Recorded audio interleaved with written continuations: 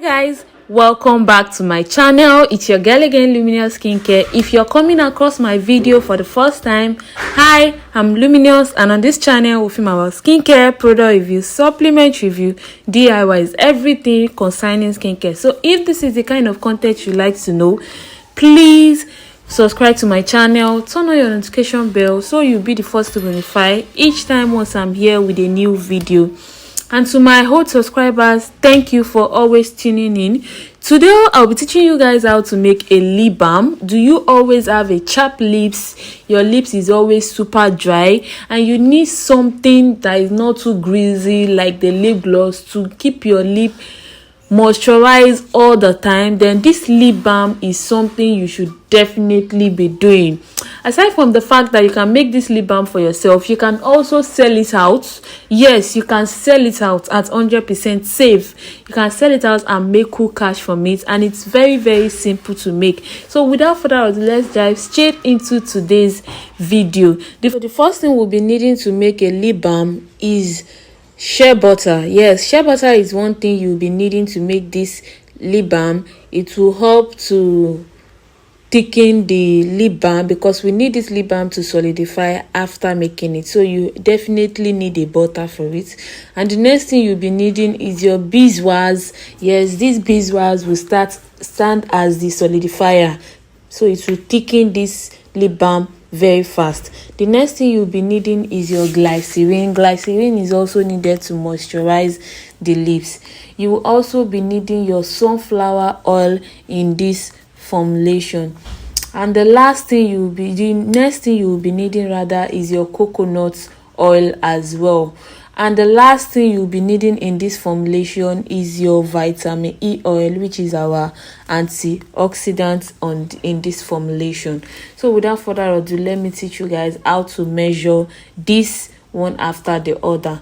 So the first thing you'll be adding into your bowl will be your beeswax. Yes, you'll be adding your beeswax into your bowl.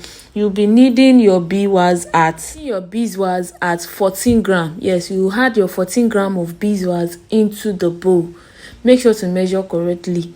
So after adding 14 grams of your beeswax into the bowl, the next thing you'll be needing to add to your bowl will be your shea butter.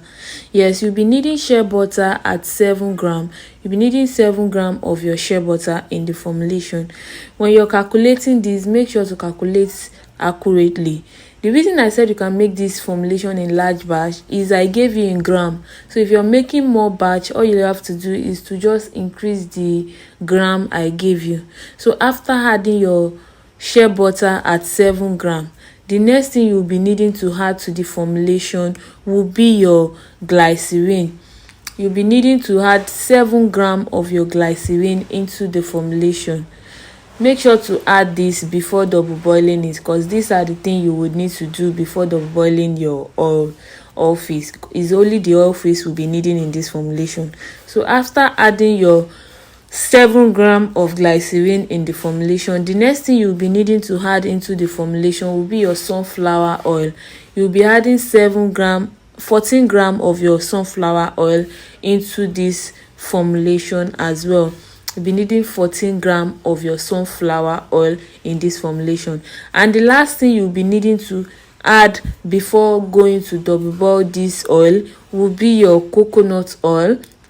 You'll be needing to add 21 grams of your coconut oil in this formulation as well. You'll be needing 21 grams of your coconut oil in this formulation. Unlike your cream, whenever you want to make cream, you know you need the oil phase and the water phase to double boil, but this is a lip balm, so you don't need the water phase. The oil phase is the only thing you will be double boiling. So I'll go ahead and double boil and be back. So after double boiling, this is what I have a neat oil phase alone. So I will let this calm a bit before adding the rest of my ingredients. So the next thing I'll be adding once this thing calm a little bit is my color. Make sure you're getting your oil color, because we have oil color and water color. If you add water color in this, it will just float and it will not incorporate. It will spoil your formulation. So make sure you're adding your oil color in your lip balm. So after adding the oil color, you mix very well. The next thing I'll be adding to give this a very nice smell is our fragrance. I'll be adding the fragrance at 1 gram. Yes, 1 gram of the fragrance. I didn't give you the measurement of the color because it's optional. You just add a little bit. It doesn't scale on time, so you don't need to measure it. Just a little bit goes a long way. So after adding your fragrance, after adding the color, I'll be needing the fragrance at 1 gram. So after adding 1 gram of your fragrance, the last thing you will be adding into your formulation will be your vitamin E oil. Yes, do not add your vitamin E oil while you want to double boil it. If not, it will not do its work. Vitamin E oil is to help make it stay longer, increase the shelf life. So if you add it in the hot phase, then it will not be doing its work. So make sure your balm is cool a little bit. Yeah, it can't be completely cool because if it stays too long, it will start solidifying before you realize it. So you make sure it's cooled a little bit before you add your vitamin E oil into it. So after adding your vitamin E oil into the formulation, the last thing you will need to do is to pour your lip balm into your preferred container. Yes, you can use the chopper if you'll be selling this. I'm sure you know what chopper is. That long bottle that looks like, you know, the bottle they use in packing lip balm. You can get the chopper to pack your lip balm to make you look more beautiful and more attractive to the person you're selling it to.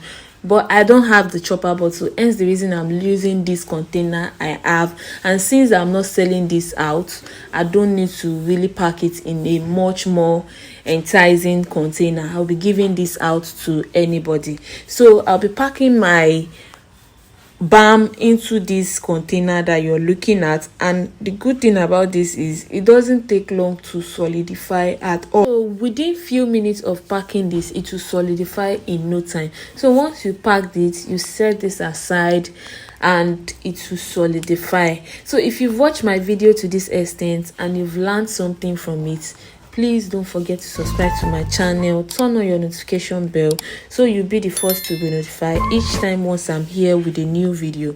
And to my returning subscriber, thank you so much. I can't appreciate you enough. Thank you so much. I really appreciate your coming back, your consistent in coming back to watch my video. So after adding your balm into the bowl, you will set it aside. Like I said, you will leave it for a while, for at least, I left this for at least maybe 10 to 20 minutes, and it was already very solid after that time. So once you leave it for a while, it will solidify, and I'll come back to show you what this looks like after I left it for few minutes. So here is what my lip balm looks like after just not even up to an hour, like just 20 to 30 minutes that I left this balm. This is what it looks like. It has completely solidified. If you want it to even be much more faster, you don't have to refrigerate this. Leave it to solidify on its own, and it will solidify very well. So just leave it, set it aside in the place, and it will solidify. So this is what my lip balm looks like after solidify, and this is what it looks like when you apply it on your lips. You can see how beautiful it will look on the lips. This is your lip balm. This is going to keep your lips from drying off all the time. It is going to keep your lips moisturized.